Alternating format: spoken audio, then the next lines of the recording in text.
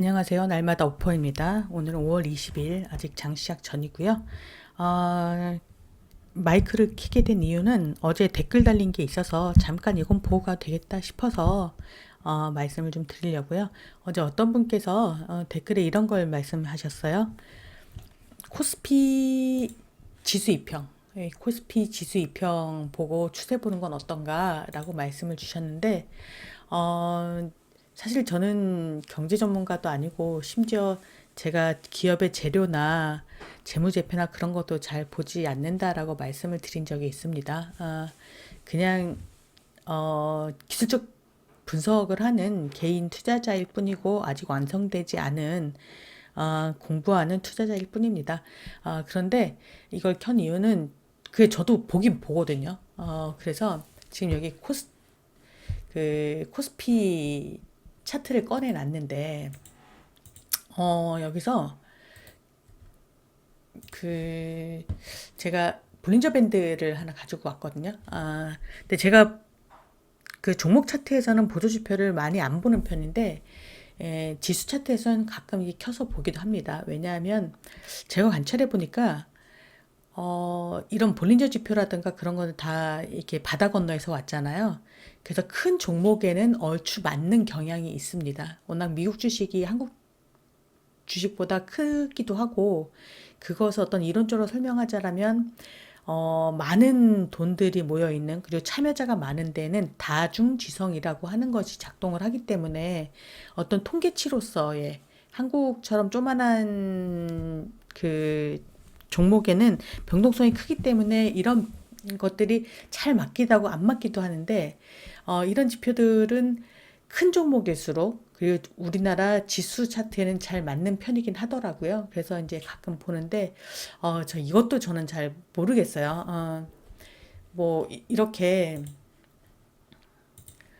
하단에 오면 올라가고 깨면 들어오고 바깥으로 벗어나면 안으로 들어오려고 하는 성질이 있는 것.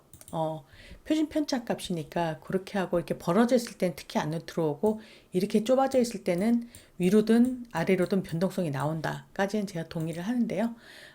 나머지는 아무래도 잘 모르겠더라고요. 그래서 뭐 이평선 이거 볼린저 밴드 가운데 있는 건 20일 이평선이니까요. 그래서 지수 차트 같은 경우는 20일 이평선이 중요하게 쓸 수도 있겠다.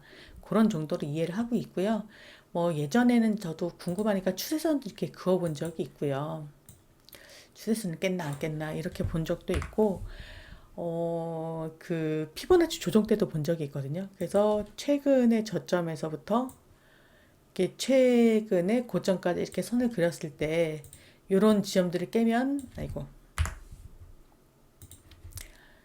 이런 지점들을 깨면 그 다음에 오고, 그 다음에 오고, 그 다음에 오고, 그렇게 하나? 그럼 여기까지 하나? 그것도 잘 안 맞을 때가 있고, 그래서 그냥 얘도 저는 거래량 위주로만 살펴보기로 그냥 그렇게 마음을 굳혔는데요. 음, 여기를 보시면, 볼린저 밴드도 살짝 지우겠습니다. 일단은 거래량이 가장 많은 데는 여기잖아요. 근데 여기다 선을 긋게 너무 유격 차이가 있고, 전고점 빼고 그럼 가장 근자에 어디에 거래량이 가장 많았는가 이렇게 보는 거예요. 그래서 뭐 이때 무너질 때는 제가 이때보다 더 거래량 많았던 데는 여기라고 쳤겠죠. 그래서 여기까지 조정을 주고 혹은 여기까지 조정을 주고 전 그렇게 보거든요. 근데 여기 조금 더 자세하게 보이는 거는 일봉보다는 주봉인 것 같아요. 제가 확정적인 말씀을 드리려고 하는 게 저는 이렇게 본다라고 말씀을 드리는 거예요. 주봉에서 보면 지금 이렇게 떨어지고 있는데 그럼 얘가 어디까지 떨어질 건가? 만약에 떨어진다라면 그러면 여기 가고야 되지 않나 제가 그런 말씀을 드리는데 여기 여기 그런데 이게 좀 쉽지 않겠죠. 그러니까 8천을 찍고 바로 막 6,500까지 막 이렇게 막 까는 건 좀 쉽지 않을 것 같고, 그래, 그럼 각오는 하고 있대? 이렇게 했구나. 그럼 조금 일봉에서 타점을 찾아볼까? 그런 식으로 저는 봅니다. 그랬을 때, 주봉에서 저기까지 내려오기 쉽지 않으니 일봉 여기 어디쯤에서 자리를 잡겠구나. 그러면 6,900까지도 심하면 찍고 내려올 수 있겠구나. 라고 생각을 하고요. 여기 때로 돌아가 보면요. 뭐 과거니까라고 할 수 있지만 이렇게 돌아가 보면 이렇게 돌아가 보자고요. 이렇게. 얘가 이렇게 되면 여기 가장 큰 게 있잖아요. 여기서 만약에 떨어지기 시작했다. 이렇게. 아유, 많이 떨어졌네. 그때 전쟁이 났을 때요. 그럼 여기를 저는 생각을 합니다. 얘가 그래, 여기까지 네가 왔구나. 그러면 그 다음에 또 내려오면 어디겠지? 여기겠지. 그런 다음에 그 다음에 만약에 거기를 또 깨고 내려온다라면 사실 깰지 안 깰지 저는 알 수가 없으니까 그냥 시장 참여자의 한 사람으로서 그러면 만약에 네가 여기를 또 저기 한다라면 그 다음에 어디니? 아, 그래, 여기가 크겠네. 그럼 여기겠네. 그러면 여기도 네가 올 수 있겠구나. 그 다음에는 여기겠네. 심하면 여기까지 또 올 수 있겠네. 라는 생각을 하는 것 뿐입니다. 그랬을 때 그냥, 와, 근데 시원하게 닫겠잖아요. 그러면 진짜 여기서 좀 공포가 되잖아요. 그럼 도대체 여기가 어디냐? 라고 따지면 이제 여기까지 다 깨고, 여기도 깨고, 여기, 여기겠네요. 여기 이렇게. 뭐, 전 그렇게 봅니다. 아니면, 잘 모르겠다. 그럼 주봉을 가요, 저는. 주봉을 가서, 이게 3월달이죠? 2월달. 그럼 2월달 여기잖아요. 여기면 가장 높았던 때고 여기를 깨면 그 다음에 어디 여기 오겠지 라는 생각인데 여기에 고가에다가 선 하나 긋고요. 여기 시가에다가 선 하나 긋습니다. 이렇게. 그랬을 때 여기서 이렇게 움직이면 여기가 그냥 마지노선인가 보다라고 저는 생각을 해요. 여기가 크게 내렸으니까 여기에다가 선을 긋지 않고요.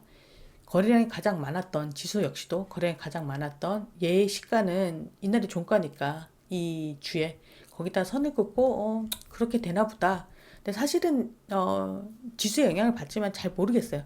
이렇게 보고요. 코스닥 같은 경우도 똑같이 볼 수 있을 것 같아요. 코스닥 같은 경우 여기 이때는 거래량이 가장 많았던 데가 여기잖아요. 그럼 거기다 선을 그어 보는 겁니다. 이렇게